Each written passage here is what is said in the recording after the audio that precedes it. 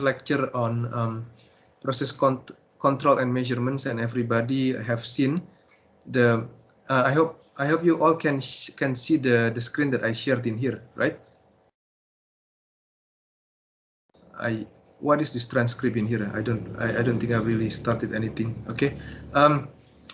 Now we're gonna go across a little bit and introducing the unit outline, but most importantly, before we go into the unit, we would like to introduce our teaching team, okay, which consists of myself and then Dr. Vignesh. So Dr. Vignesh will join us in April, okay.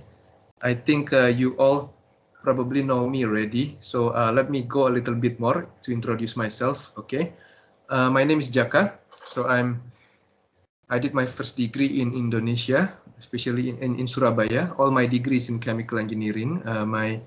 My master and my PhD was from Queensland. Okay, I got my PhD 2010, followed by first postdoc in Deakin University.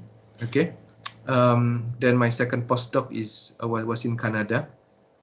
Okay, I came to Swinburne Sarawak in 2016, and I have been teaching transport phenomena and process modeling since 2016. And then I also co-lecture a little bit the process control, and also I was the unit convener for final year research project. Okay, the reason that I think I took chemical engineering because I like chemistry back then, okay, in high school, but it ends up that chemical engineering is something that is entirely different with chemistry, okay. If I'm asked that which unit I like in chemical engineering, then the favorite unit that I like is transport phenomena, okay. And I don't really get a process modeling in my undergrad, okay. But I do like MATLAB. Okay, so looking at MATLAB and programming code is something that I really like. Okay, so now I would like Dr. Vignesh to talk a little bit about himself. He will join us in April, and I think he will co-lecture with me in here. Okay, Vignesh. All right, thanks, Jaka. Maybe I'll just remove my mask a little bit for a while. Have a human touch to it instead of having a closed face. Hello, students. Nice to see all of you. Looking forward to seeing you in April. So as mentioned by Jaka, I'll be coming over to Kuching in April. So if all goes well, I'll be seeing you in campus and probably perhaps online for some of the students as well. So a little bit about myself. I did my degree and my PhD both in the University of Nottingham in Malaysia. So I'm actually from West Malaysia, but coming over to East Malaysia with you guys later. All right. So I think we share the same common thing, Jaka. Both of us chose chemical engineering because we like chemistry. But after my first day in class, I realized that it's totally different. But nevertheless, I never regretted it because got to learn a lot of interesting things in the course as well. And always happy to share with the students as well all the experiences and all the funny things that I've gone through as well as a student too. And I'm sure the students themselves also will find it really, really funny. But that's me. I did work in a few different countries. I went to the Philippines. I even went to Qatar for a short while. In Qatar University, I did a short attachment over there as well. So worked in a few different countries as well, seen different experiences as well. So looking forward to seeing all of you and interacting with you there as well. So that's all from me. Thank you. Thank you, Vignesh, for that short introductions. You're welcome to stay with us if you want, or you can also. Dr. Vignesh is still teaching at Heriot-Watt, so he still get occupied with another lecture. So I'll let him decide whatever he wants at the moment. And also, I think now can introduce Hannah and Frederick. Whoever wants to show up first, Hannah or Frederick. Perhaps Frederick first. Where is Frederick? Is Frederick here? Frederick, please turn on your camera if you can. Show a little bit of smile, so our students are not scared with us. Okay. Tell us about yourself, who you are.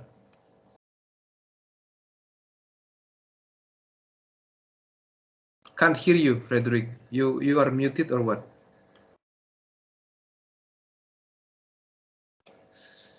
Still can't hear you.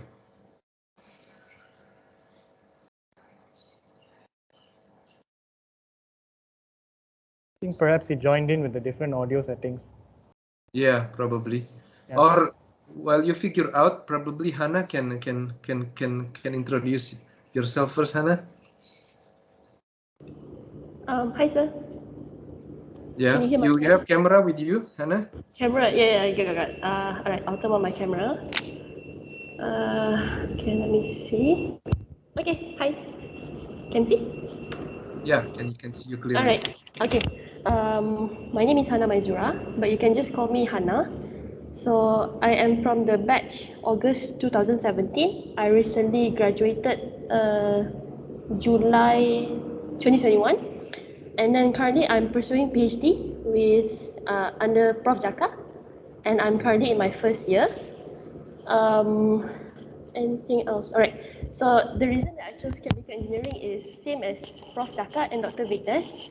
I also take because I like chemistry. And then after my first year, I realized that it's not chemistry. But then I actually like chemical engineering because people say that chemical engineering is like universal engineer. So we are involved in various industries like cement industry, oil and gas, or even water treatment. So I have to say that I'm glad that I chose this discipline. And then for my favorite unit, I have to say thermodynamics. Yeah, that's all for me. Thank you, Hannah. Frederick, now your sound is okay or not? So, would you do the honor of introducing yourself?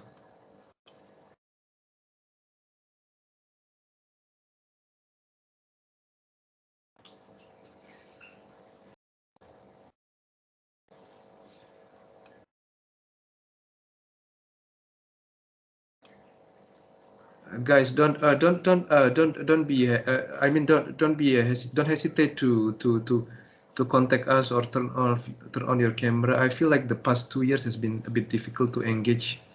I think I mean when you turn on the camera, it feels like it's more engaging because we can really see the face and your emotion, I guess, in the camera.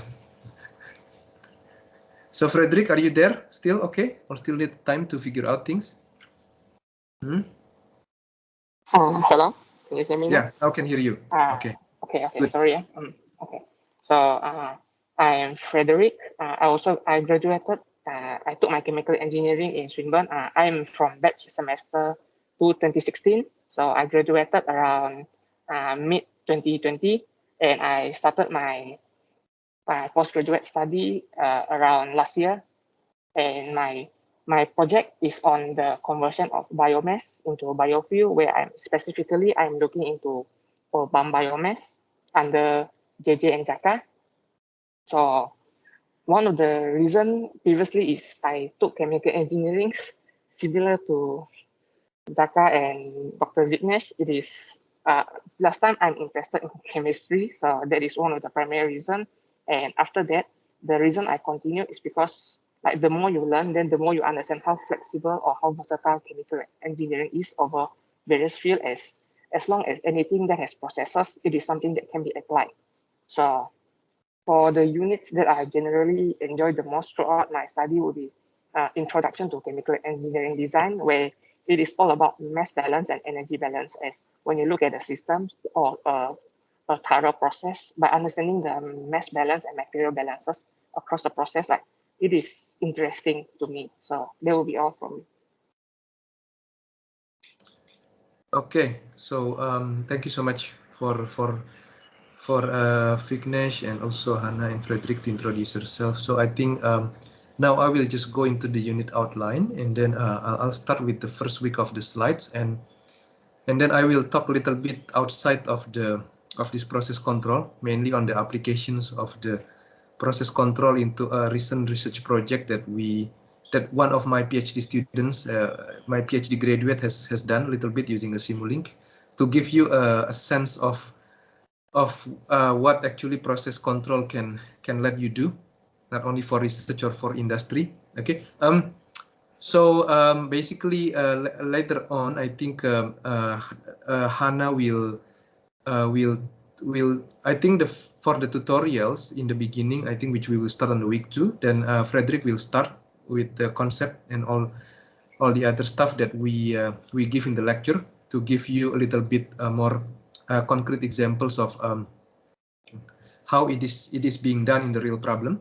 Okay, that will Frederick, and then Hannah will come in, I think, at about week I'm not too sure where is it, week 7 or week 8. We will have a new component called Aspen Plus Dynamics. Okay, in that Aspen Plus Dynamics, we will start first. I think there will be a 3 weeks component of the Aspen Plus Dynamics. The first week, I think it will be about steady state, and then you basically did the same thing that you did with the Aspen HYSYS, but this one is mostly on the distillation column. Okay, then I think on the second week, on the third week, you're gonna go and basically convert that Aspen Plus into an Aspen Plus Dynamics. Okay, then you're gonna start on probing the dynamics performance of that distillation column. Okay, and then you're gonna basically embed or install a different type of control structure. The control structure will be in terms of the inventory control system, and also the other one will be the composition control system. So these are a new component that we that were not given previously by Dr. Mahmud in the previous, I think, or last year unit. The reason we give this is because we want to equip you with the tool to basically able to simulate instead of just a lot of Laplace transform, a lot of equations and all those things. Of course, the thing that is given that will be given to you are very useful. For example, you will also have a new project in using a MATLAB. Okay, that MATLAB is coming from the Louis Ben's book on the reactor control, basically. But we're gonna make it as a project. I think project 1. That one is based on the on your mathematical modeling. So if you understand how the coding is working, then you will be able to derive using mass balance, energy balance, and mass energy balance, and then also a jacket balance as well. Energy balance on the jacket. Okay, that one is for continuous stirred tank reactor with the cooling jacket. Okay, we will learn how basically you embed that thing into the how the modeling actually works in basically predicting and putting the PI control systems into your dynamic CSTR. Okay, so these are the CE 3007 process control and measurements unit outline. Okay, the duration in here is 12 teaching weeks. Okay, the prerequisites is MTH 20010 mathematics 3A. So the assumed knowledge that you have is basically you all know calculus and mass and energy balances. Okay, so the campus location is Sarawak, Malaysia. So same like process modeling. This unit is basically only given in Sarawak, Malaysia, because our main campus does not really offer chemical engineering. And the mode of the delivery this time will be blended, meaning that your lecture is given online, okay, but your tutorial is given on the hybrid mode, meaning that that Hannah and Frederick will give it face to face, but they will turn on the Teams as well while recording what they are doing in the class to make sure that those of you who are still applying for visa can also have an access to the tutorial. Okay, the assessment tasks, we have 6 assessment tasks in here. Okay, the online quiz 5%. So, and then we have a test 1, which is individual. Then we have a laboratory report or project 2. Okay, so like what we have given in the announcement, okay, that we ask you to we survey based on the majority vote whether you want to do the majority of you wants to do laboratory report or project 2. Project 2 in here will be based on the Aspen Plus Dynamics. Okay, the result has been announced yesterday, and we know that basically most of you choose a laboratory report. So then we will go with the laboratory report, okay, which account for 20%. The project 1 in here, like I mentioned, is based on the new component.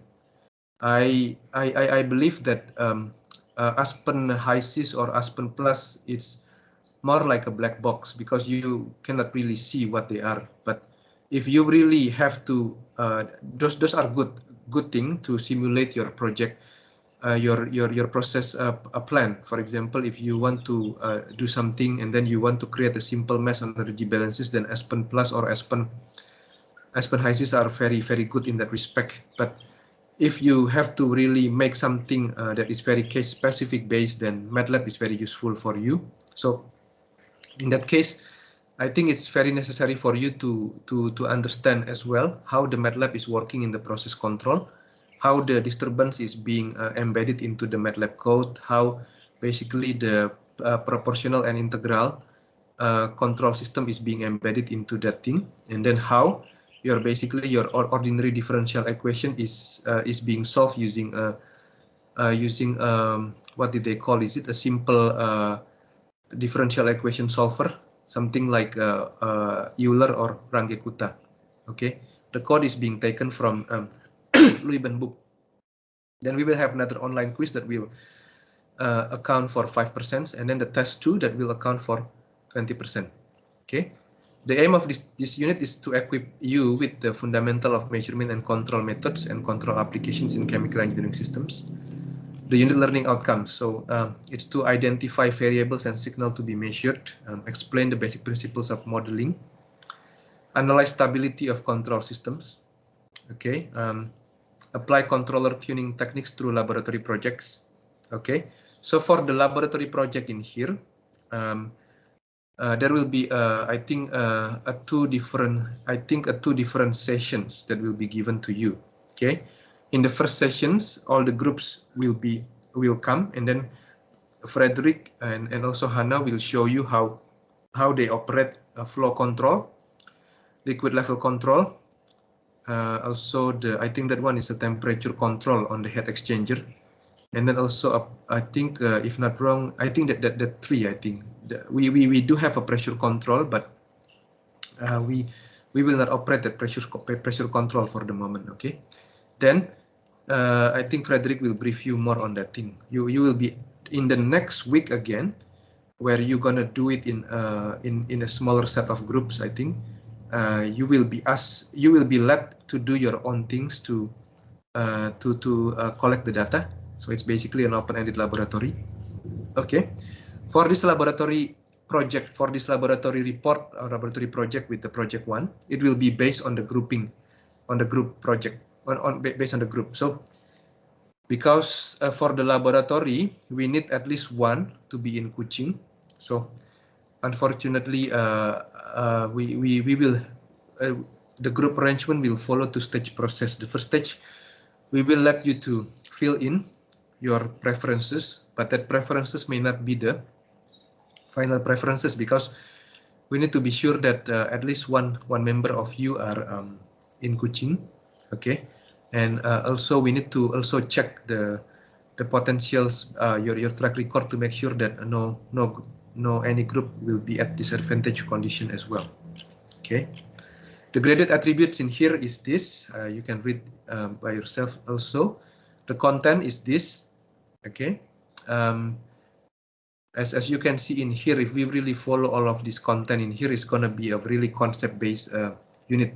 So it's very important for the educator to give you tools to do simulation, because later on, after you finish your degree, you will be if you want to go into research directly, if you don't have the capability to master those simulation tools, then you will not be able to go into research directly.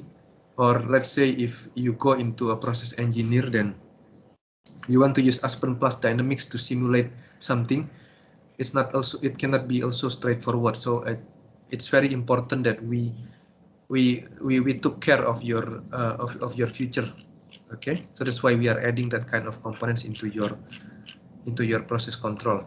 And then this one is the unit teaching stuff. Okay, so hopefully Dr. Vignesh will come on the week 7 or week 8, but until he settled, then after he settled, then he can start co-lecture the process control, right? Lectures we have about 3 hours every week.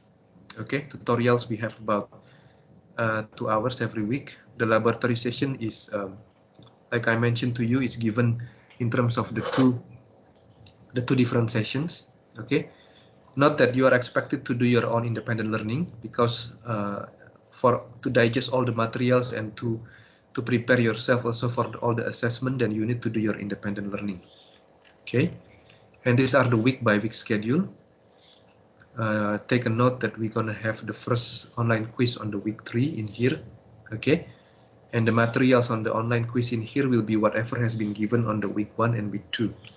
Okay, then the project 1 distributions, I think we can give it much earlier than that if necessary, but we need to check the grouping first, okay, and try to finalize it as soon as possible.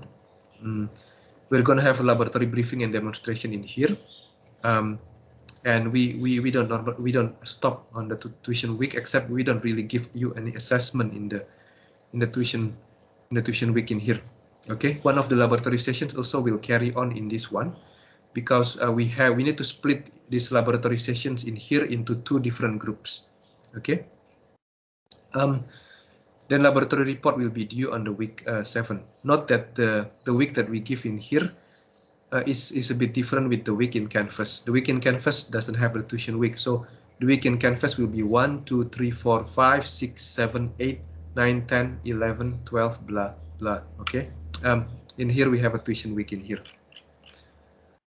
Right, the minimum requirement to pass this unit is that an aggregate mark of 50% or more must obtain at least 40% of the possible marks in test 2. Okay, students who do not successfully achieve further requirement will be this. Okay, okay, so far I think this one, the required textbook is we used Seborg. I know that for actually Dr. Mahmoud, when he developed the lecture slides, okay, for this unit, he used a lot materials from the Stephanopoulos book. Okay, Stephanopoulos was a process control professor in MIT, but that book is a bit outdated. That book has been quite an old textbook. Okay, but this one is among the book that we are using as well in our slides. Okay, so far is there any questions that you want to ask? Oh yeah, I haven't really met some of you. I think yesterday. For example, Amanda and Rachel. Can you please turn on your camera and introduce yourself to us a bit? Perhaps start from Rachel first. Rachel, are you there? Would you be able to turn on your camera and introduce yourself?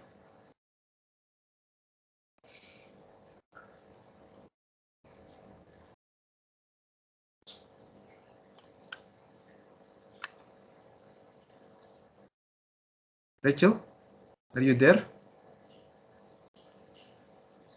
Can you hear me? How about Amanda? Amanda, would it be possible for you to show up yourself a little bit lah, just not very too long, and then introduce yourself, Rachel? No, Amanda. Hi, nice to see you, Amanda. How are you doing? Hi,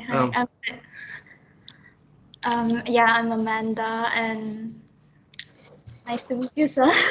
Yes, I don't nice know how to introduce myself. You can tell me.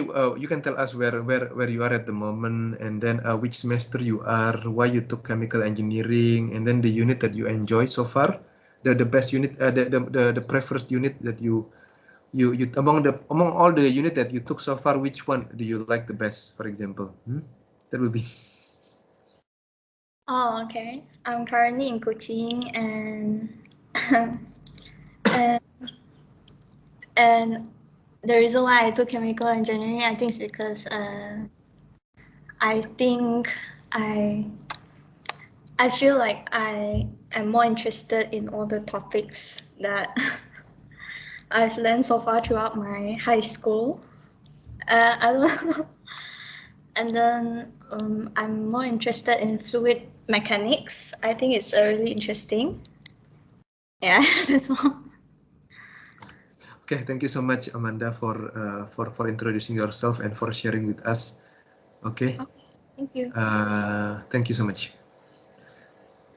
Guys, I feel like it has been 2 years already. Not that because I want to force you to really show yourself. I know that some of you probably feel a bit shame, but we try to get along well. So if we don't really get in touch or know each other in person, then how we can we help you to maximize the unit achievement that you want in this unit. Okay, so not only in this unit, in this unit, and also in the process modeling as well. Okay, so let's go and move on into the slides, and please don't hesitate to stop me if you have any questions that you want to ask. Okay. And Hannah and Frederick, if this takes your time and you have something else again you want to do, don't hesitate to also go back into your things. Okay. Thank you so much for coming and introducing yourself. So, okay. So let's go and start with the process control and measurement week 1. Okay. Introduction to process control and measurements. Okay. So the lecture objective. At the end of this lecture, you should be able to understand the role of process control in industry. So understand the purpose of process control. Okay. Classify variables and understand the hardware for process control system. Okay. So these are a snapshot of a plant, for example, where a chemical engineering is dealing with whatever happening inside the plant in here in terms of the design, in terms of not only the design of the process, but also the design of the safety. And everything now is being interrelated. So for example, the safety also is very important. Okay, it has to be prioritized as well since the beginning of the process of the design. Okay, so what happens? Why we bother to make a plan? Because we want to convert a cheap materials into something that is more valuable. Well, I cannot really say it's cheap. It's probably something that is more abundant into something that is more value added. Okay, and as we do so, we put in an energy. Okay, so note that a chemical plant is an arrangement of processing units that are integrated one with one another in a systematic manner. Okay, so during the operations, chemical plant must satisfy the requirements to eliminate the negative impact of disturbances. Okay, so these are the first reason, safety, because the safe operation of a chemical process is very important. Okay, otherwise, let's say in a typical chemical plant that will operate non-stop, probably 365 days in a year.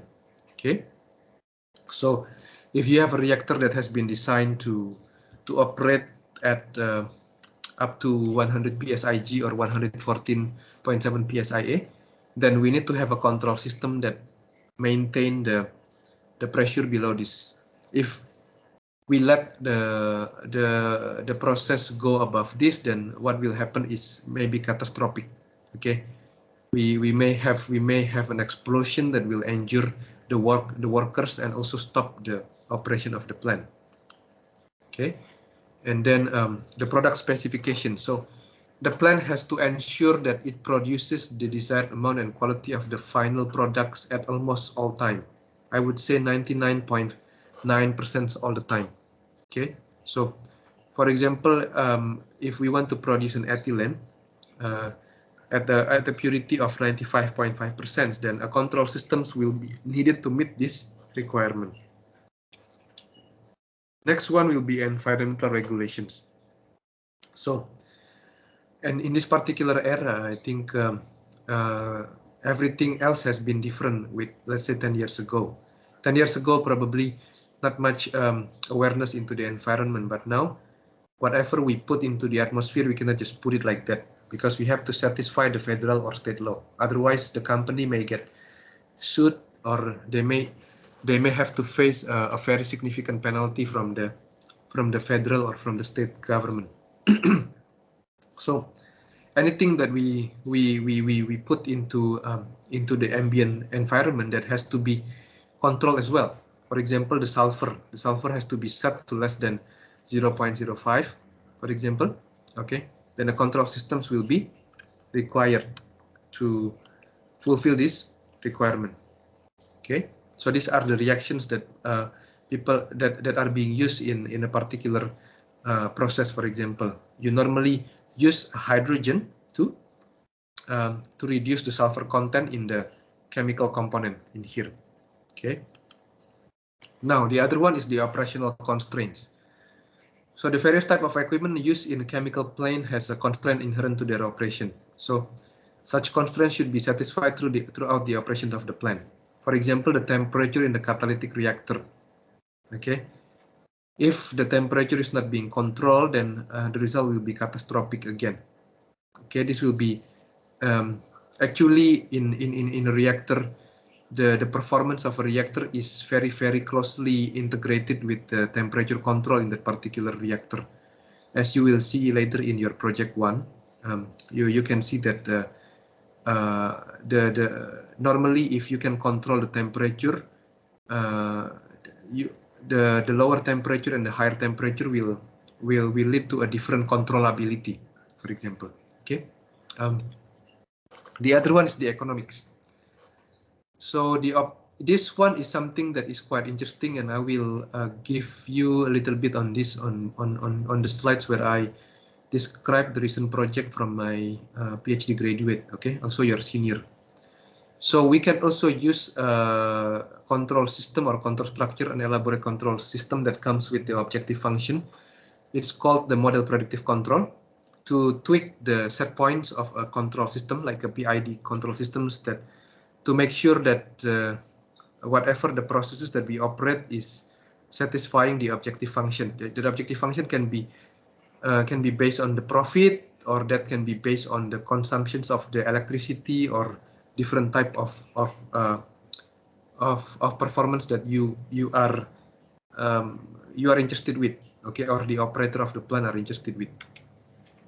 Okay, so there are generally three general classes of needs why that a control system is called on to satisfy. The first one is to suppress the influence of external disturbances, to ensure the stability of a chemical process and optimize the performance of a chemical process. Okay, so these three things are what control systems are normally used.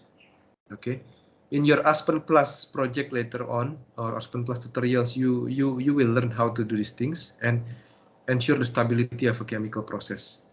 Okay, this optimizing the performance of a chemical process is something that are a bit more advanced. So if you want to think about doing a research in the process control, then this will be a very good area at this moment of time. Okay, where people use what they call is a model predictive control. Okay, disturbances are usually something that nobody can control. That's why we have to introduce a control mechanisms that will make a proper changes on the control to cancel the negative impact. So these are an example of a tank. You see that this tank has a inflow and an outflow in here. Okay, and it has the head as well, the liquid head. Okay, so if you are a chemical engineer, you know that you have to control the head of the liquid within this tank. Why?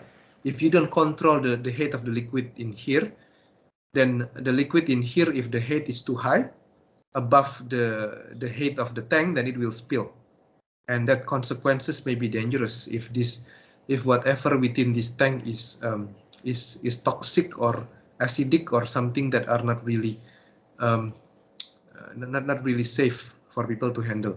Okay, the other thing is also you want to control the effluent at the desired value Ts in here. Okay, so if there is no change in any input variable, then the process is at steady state, so there is no need for any control system. Okay, so let's say that your flow in here is the same with your flow in the outlet in here. Then, of course, the head of your liquid will still be the same because there will be no change. But if your inlet flow is higher than your outlet flow, then of course there will be an accumulations. So your liquid head will increase with time, right? So that's the same thing as well with the temperature. So if if at the beginning at time t equals 0, you are putting a stream with a temperature that is colder than the temperature in here. Okay, remember that when we put in a steering in here, means that the system is really well steered in here. Okay, so if you want to keep the temperature constant, then of course you have to put heat into the system. So then the questions in here is that how to install a control system. So if we want to first control the temperature, let's talk about the temperature first. Then what we need to do is we need to first have a measurement of the temperature within your liquid, within your stir tank. So why you will ask me, sir, why do I need to measure? Because how would you be able to control if you first you're not able to measure whatever it is? It's the same like the blind people. In order for the blind people to be able to walk and go into the spot where he wants to go, he first have to be able to recognize where he is. Okay, so that's why we need to have the so-called temperature measurement device. This temperature measurement device is called a thermocouple. So the control system will require you to have a measurement first. So once you have the measurement in here, then you know the temperature. Then you have a set point. A set point is something at that particular, it's a desired temperature. So what are the desired temperature that you want the temperature to be? So that's called a TS in here. Okay. Then the deviations between this temperature and the set point, or what the temperature that you desire it to be, is called an error. Okay. So this error in here is defined as the set point minus the temperature in the liquid tank in here. This error will be used to adjust the steam that goes into the heater in here.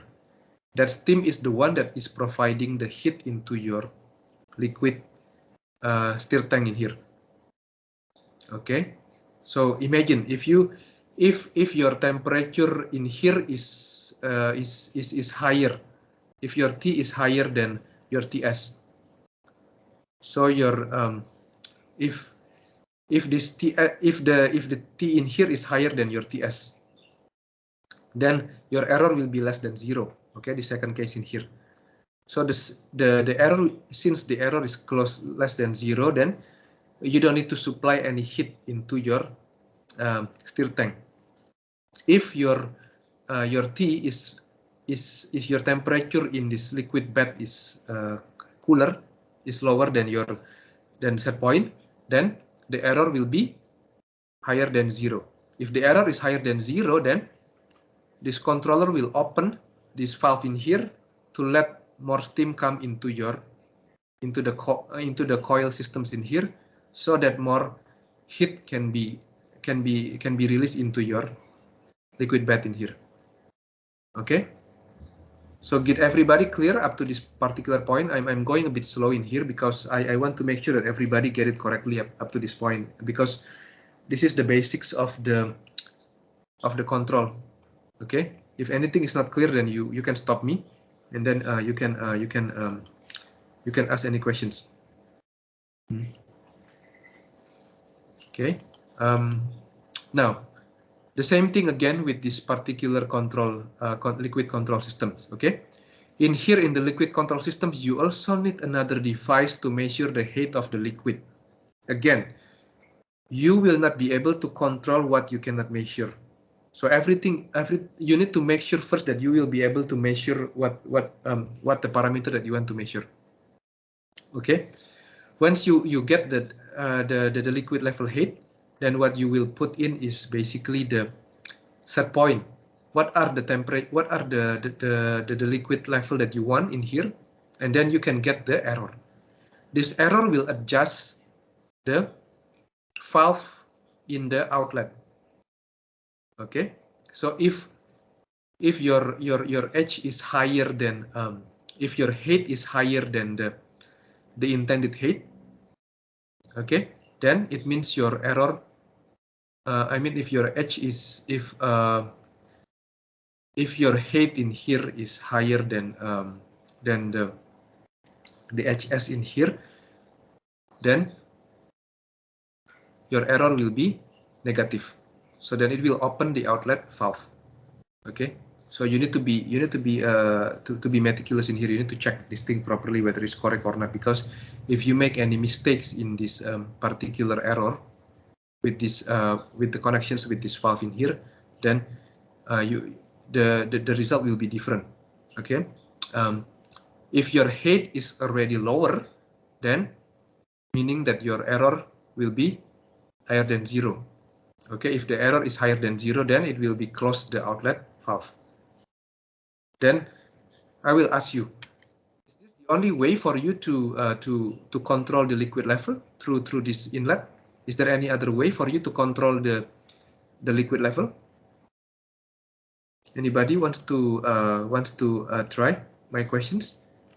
If you can answer this correctly, then you get a bonus. You can ask me a difficult questions on your projects that I will answer my best. How about Taha? Is there any other way to control the liquid level other than the one that is shown in here, Taha? You want to try? Yes, correct, Taha. It will be the same.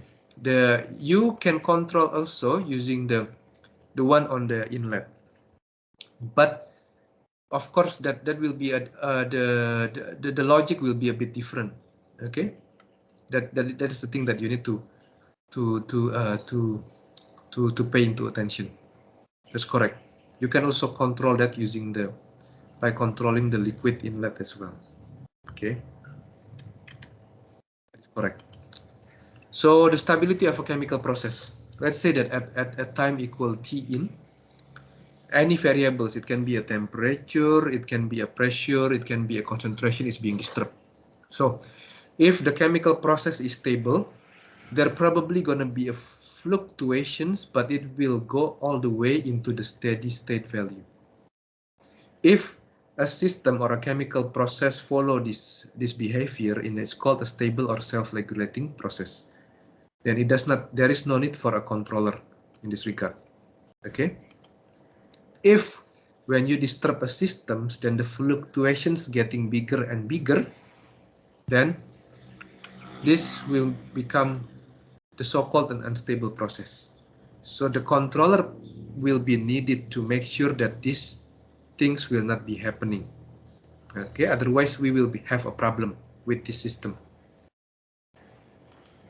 Okay, so sorry, I go back here again. Sorry.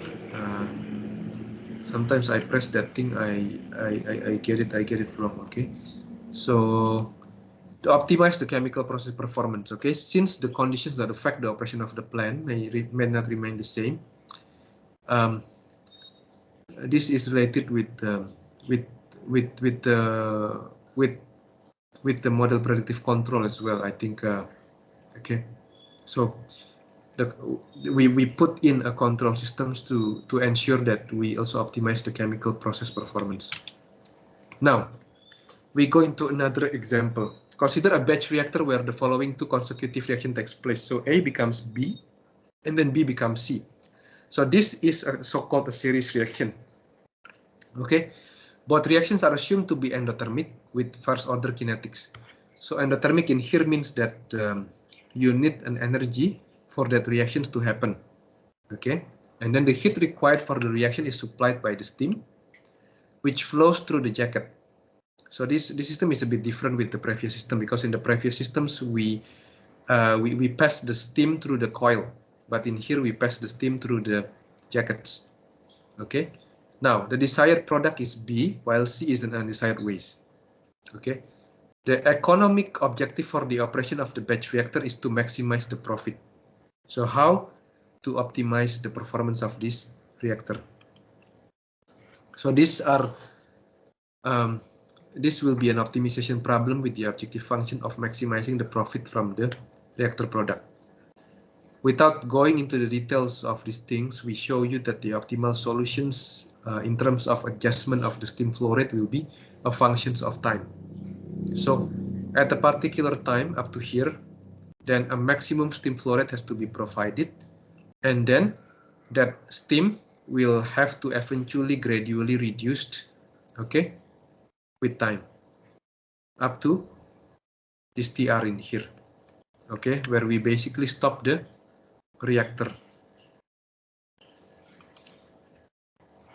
Therefore, in these situations where we want to optimize the chemical process performance, then a control system is needed to compute the optimum steam flow rate at any time during the reaction period. And then we need another control system that adjusts the valve so that the steam flow rate will match this particular graph in here. Okay, in order for us to maximize the amount of the B that we get from that batch reaction. And this problem is known as an optimal control problem. So this thing is an optimal control problem, is a bit higher level than the basic control structure that people normally give. Okay. Now the next things that we need to discuss is the classification of variables. Guys, you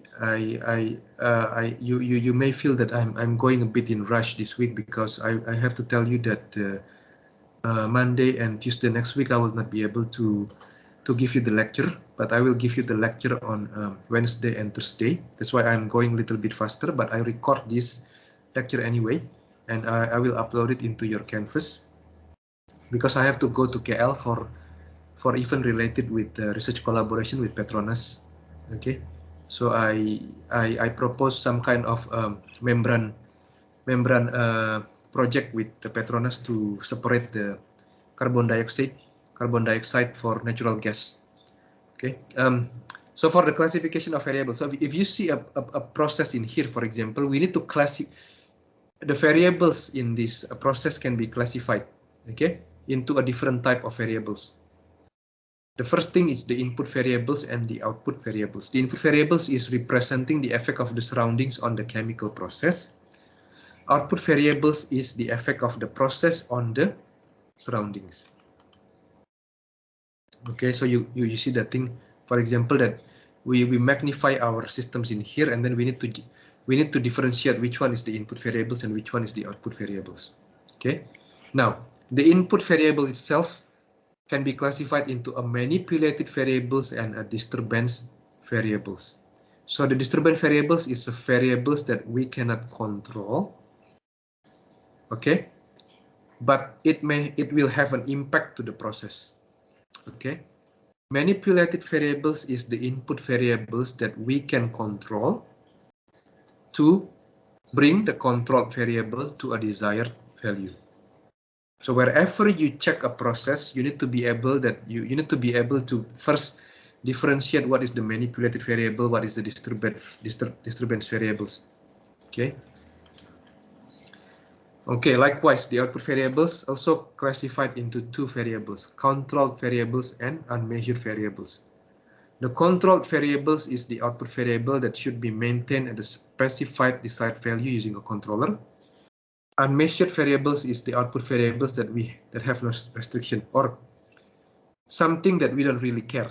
Okay, so we don't really bother too much about that variable. So if I go back into this particular things in here, okay, in this example 3, okay, we have considered the liquid level tank, figure 9. A liquid enters the tank with the flow rate F1 and leaves the tank with the flow rate F0. The objective is to keep the liquid level at the desired level HS. Then we are asked to classify the variables of this tank. Okay, the objective in here is to maintain the liquid level within a desired value of HS. Okay, so the input variables will be Fi. The output variables will be F0 and H. Okay, because this one is the one that are coming out from the process. F0 and H. The controlled variable will be your height of the liquid. Okay. The manipulated variable in this case is Fi, but this is not solely true. Like We can also control this F0 as well, for example. Okay. Let me go back again. I think I just skipped that thing. So this is what is given in the second in the alternative interpretation. If the output variable is assigned as a manipulated variable, then it must be classified as an input variable. Okay, so the input variable in here is Fi and F0. The output variable is F0 and H. The control variable is H, manipulated variable F0. Then you will ask me, sir, why if I put in the F0 as a manipulated variable, it has to be classified as an input variable? Because of the sake of the definitions in here, that the manipulated variable is classified as is fall within the input variables. Okay, did everybody get it clear up to this particular point? Okay, everybody with me? This first week of process control is something that are quite important, because you, if you are not able to see which one is the manipulated variable, which one is the disturbance variable, and which one is the control variable, then it's gonna be a bit difficult later on as you go into the real system. Okay, so let me go back again into this slide again. Okay, therefore, if we want to make a complete descriptions of all the classification of the variables, then we can put it like this. Input variables is F1, F0, the output variable is this, the control variable is H, manipulated variables is Fi. In case we want to control this input to adjust the liquid level height. Okay, now we go into another example. Classify the variables of the CSTR reactor discussed in example 1. The objective in here is to control the temperature at the desired value of the temperature, and also the liquid level height as well in here. Okay, so your input variables will be Fi, Ti, and then Fst and F in here. Okay, because you need to put in this steam. There is another steam, the flow rate of the steam as well that goes into the systems. Okay, and although this one can be categorized as an output variable, this may also be able to be manipulated to control the liquid level height. The output variables will be F, T, and H. Okay, the control variables will be your temperature and the liquid level height. The manipulated variables will be your flow rate of the steam and this one, whatever the flow rate of the input, if the input stream. Okay.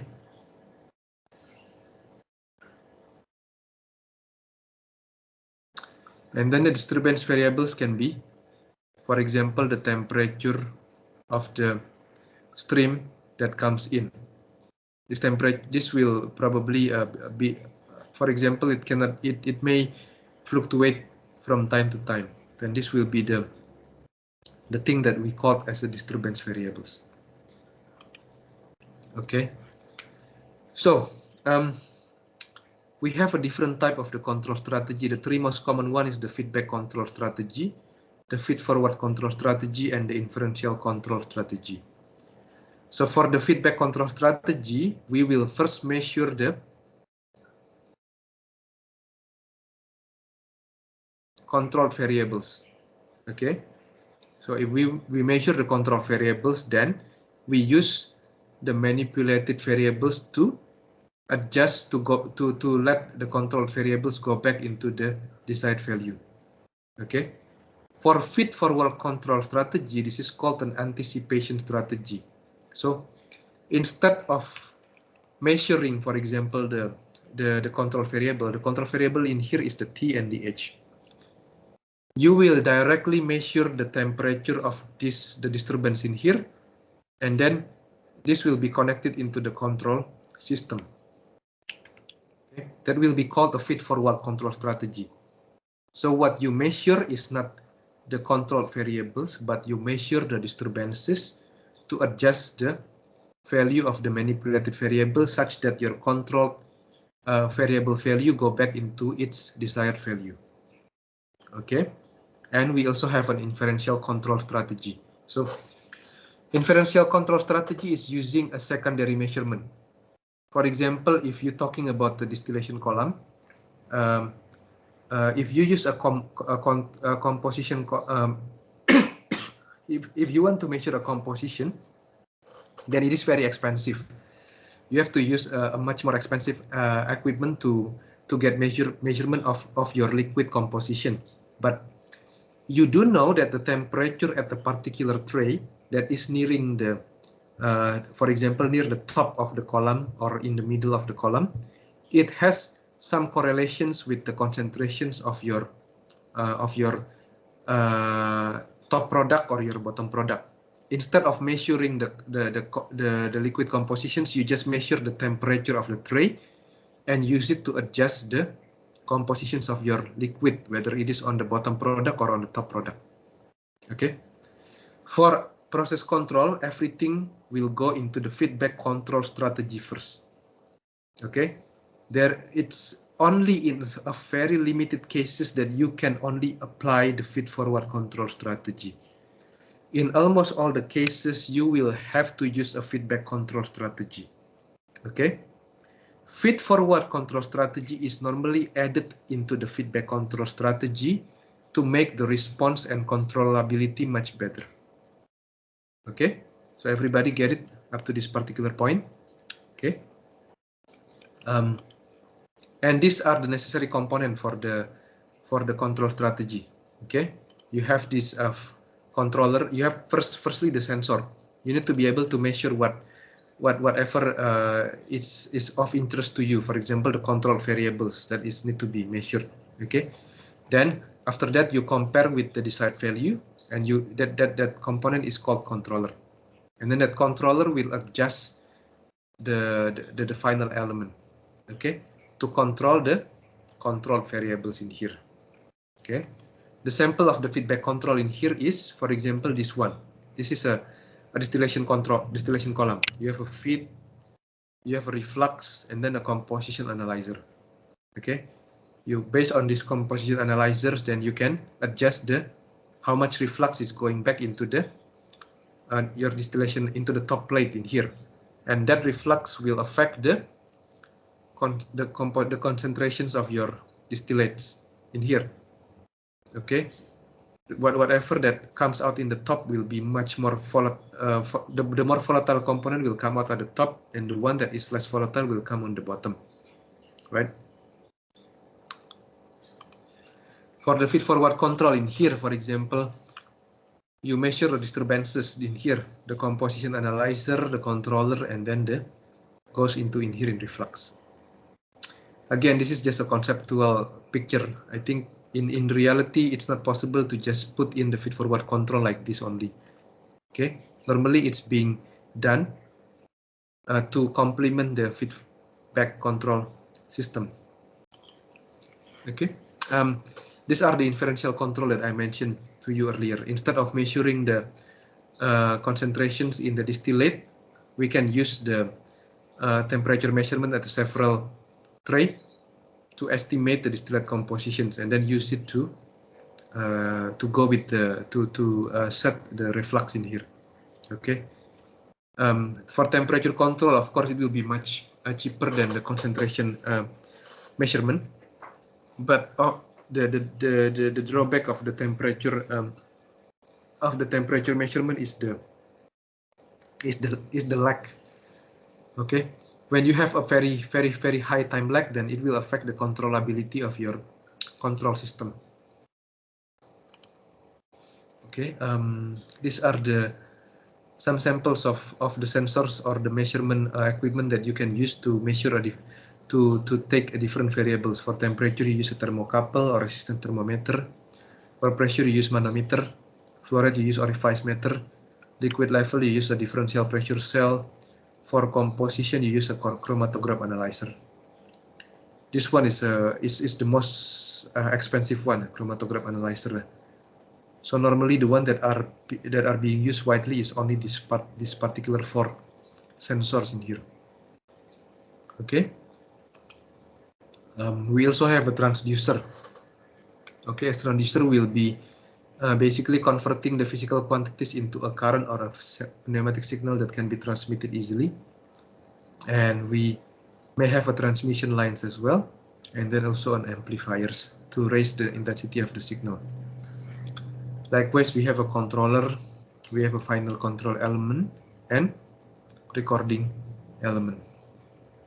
Okay, so that will be my slides for this particular week that I go briefly, or I would say a bit quick. Is there any questions for any materials within the slides? You guys know about the disturbance variables, about the control variables and everything. Any questions from anybody? Amanda, Ranu Paja, Clarence, James, Jason, Cising, Michael, Taha, Usman, Rachel, Selena, Sakya, Tiffany, you see? Mongyo, any questions up to so far? Before I go into an example of the recent project that I have with my PhD graduate.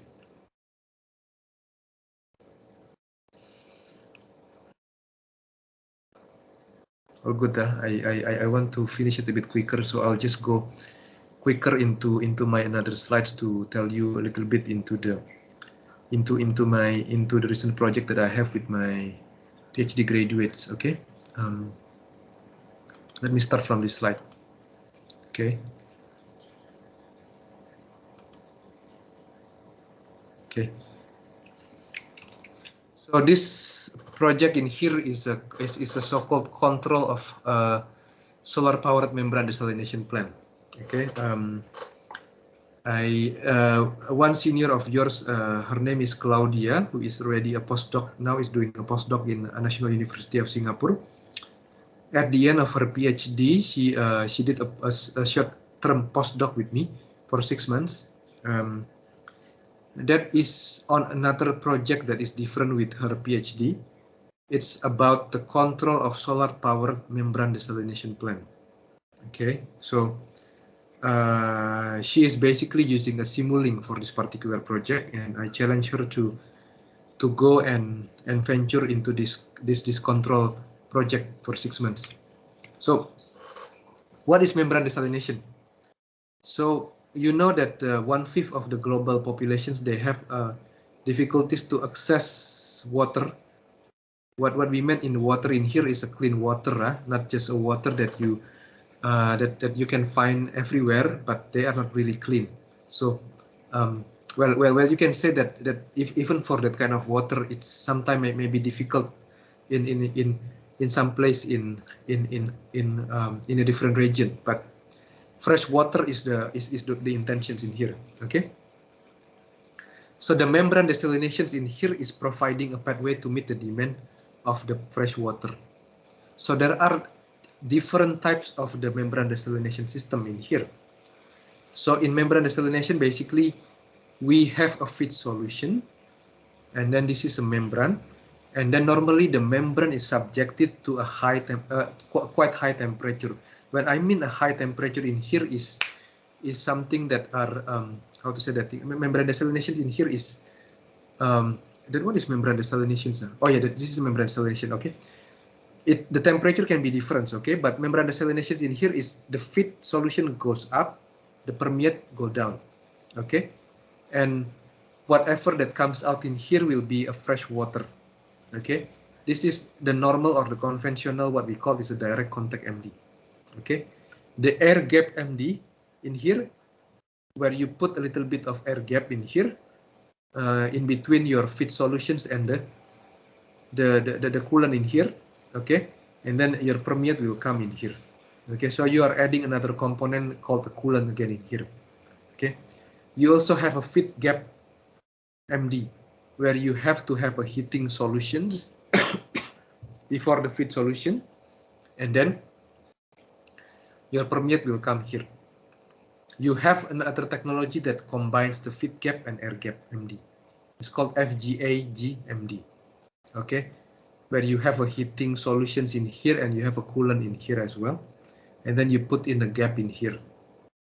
Okay, so there is an advantage of why people using these things, but we will not go into the much more advanced, because we want to stick with the simplest technology, which is this one, the direct contact MD.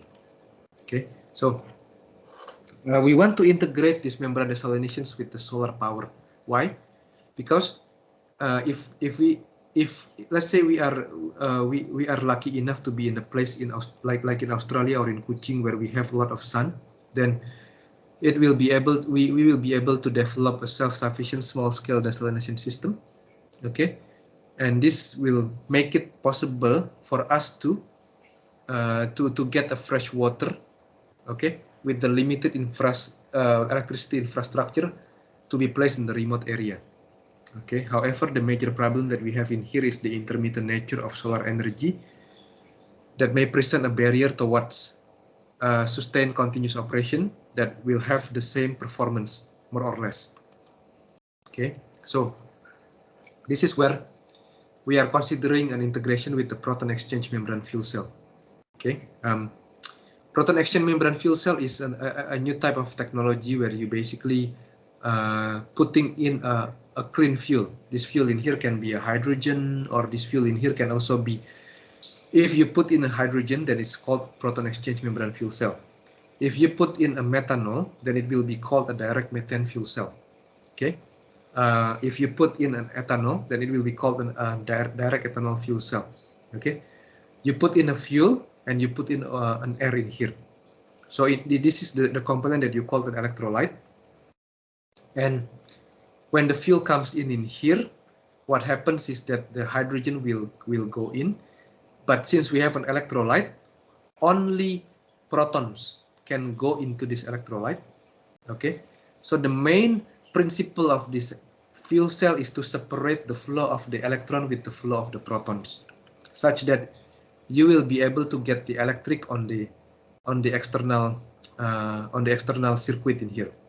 Okay, so why this is polymer electrolyte membrane fuel cell is important, because you can convert the chemical energy. Okay, and then the heat produced by this fuel cell can be supplied to the membrane desalination module. Okay, this will also be able to expected to compensate for the intermittent solar power operation. So these are what we want to do in our project. We basically have a solar collector in here and a hot storage tank. So the solar collector in here will hopefully increase the temperature of the storage tank in here. Okay, while we pump in the seawater in here. Okay, so while we pump in the seawater in here, then this will increase the temperature in here. The temperature in here will be passed through the PEM fuel cell. So the PEM fuel cell in here will only operate to increase the temperature if there are no solar collect. If the power that are given, if the energy that is given from the solar collector is not enough to increase the temperature in here. Okay, so this direct contact membrane desalinations will then produce the fresh water in this site in here. Okay, so there will be a two heating circuit. The loop one is on the left in here. Okay, pure water is circulated in here using a pump, and then there is another loop in here where the seawater is basically passed through the storage tank and through the polymer electrolyte membrane fuel cell before entering the membrane desalination system. Okay, the temperature in here will affect the performance of the fresh water that you get in here.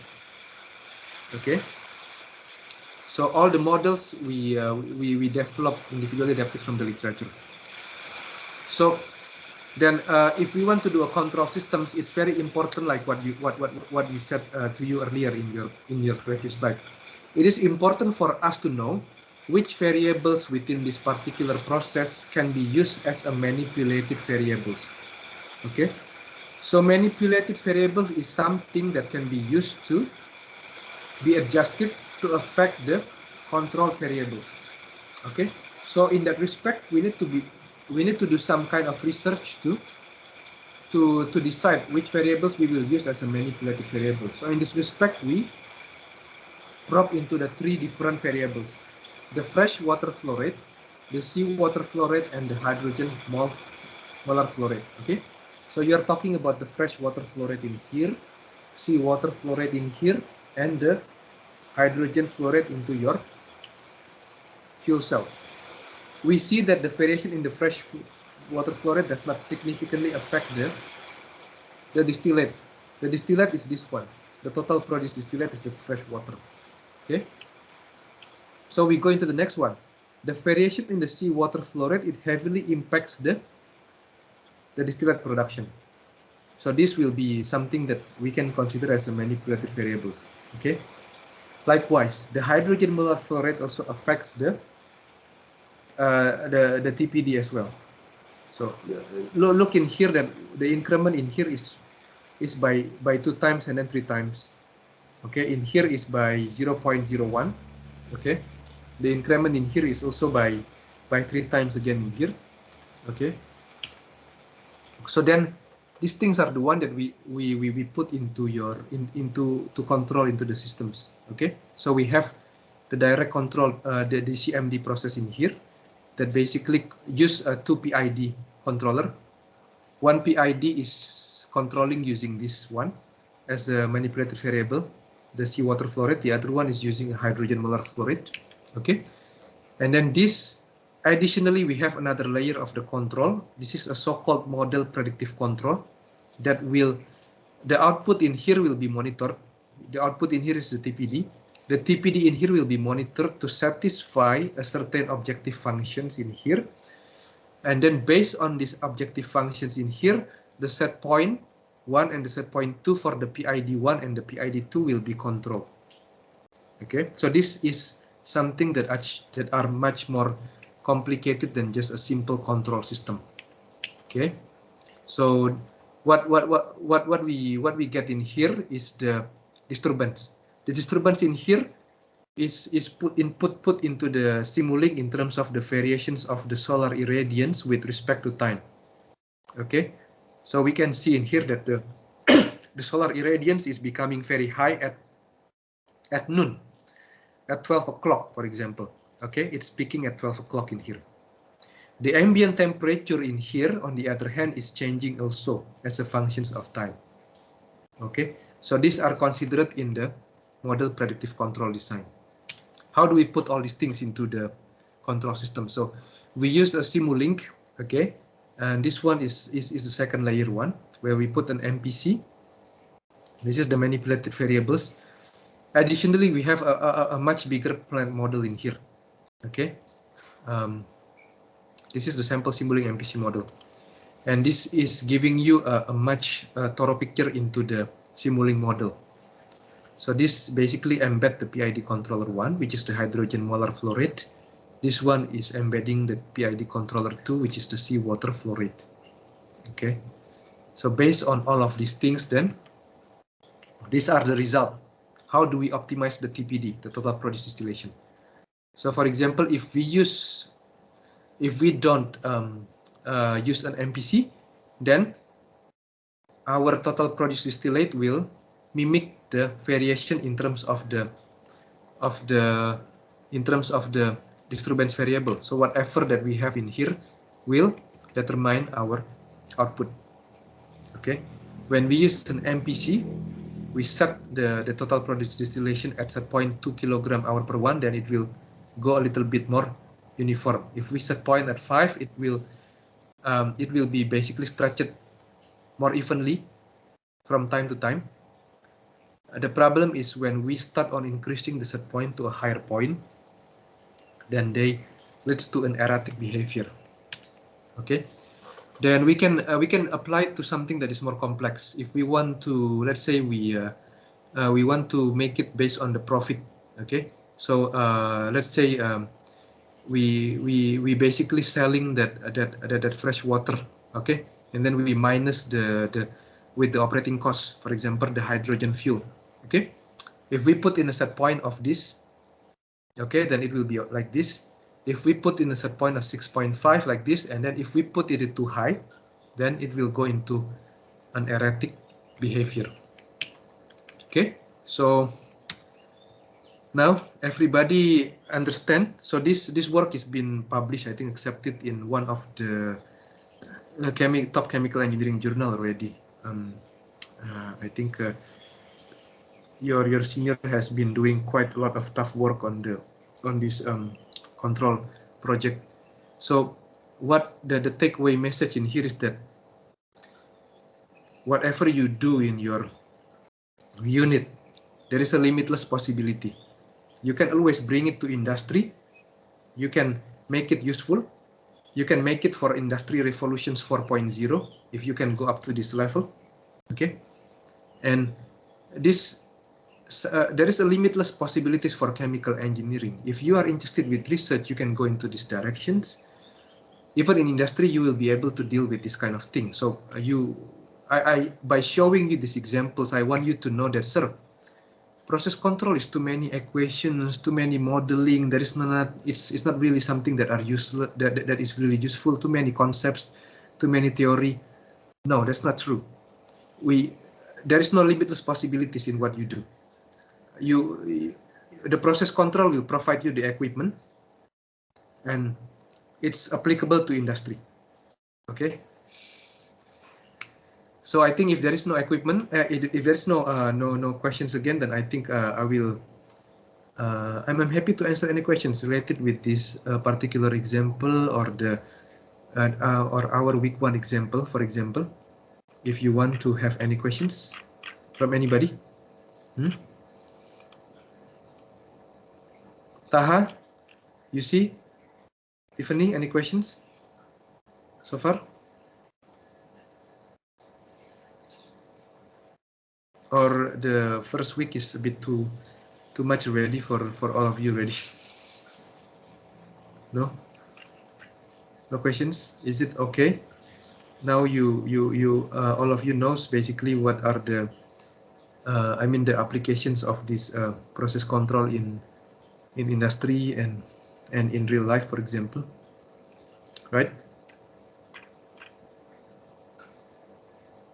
No, Amanda, Nupaja, Clarence, Jason, Kissing, Michael, Taha, Usman, Rachel, Selena, Sakya, Wong Yo.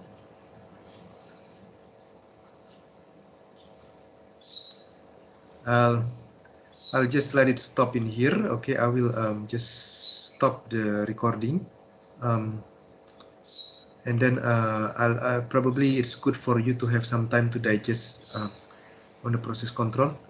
I will upload these things, and then I want you to start trying to figure out how to form your group as well, and anything that you want to know, then I'm always reachable. Okay.